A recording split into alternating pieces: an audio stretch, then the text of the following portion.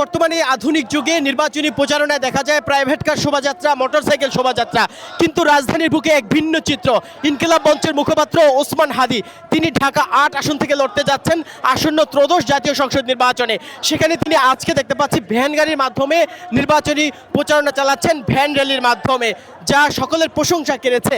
এবং দর্শক জানিয়ে রাখি যে ওসমান হাদির ঢাকা ৮ আসনের প্রতিপক্ষ বিএনপির স্থায়ী কমিটির সদস্য মির্জা আব্বাস দেখতে পাচ্ছেন, এবং তার এনসিপি থেকে মনোনয়ন দেওয়া হয়েছে সেই রিক্সা চালককে, যিনি জুলাইয়ের অভ্যুত্থানে সেলুট দিয়ে ভাইরাল হয়েছিলেন। আমরা দেখতে পাচ্ছি যে প্রায় 30টি ভ্যানের মাধ্যমে ইতিমধ্যে কিন্তু তারা প্রচারণা চালাচ্ছেন, এবং এটি মতিঝিল থেকে শুরু হয়েছে, শাহবাগ পর্যন্ত যাবেন এই প্রচারণা। দেখতে পাচ্ছেন প্রায় 30টি ভ্যানে তার যারা নেতাকর্মী রয়েছেন, তার যারা সমর্থক রয়েছেন, সবাই এই ভ্যান র্যালিতে অংশ নিয়েছেন।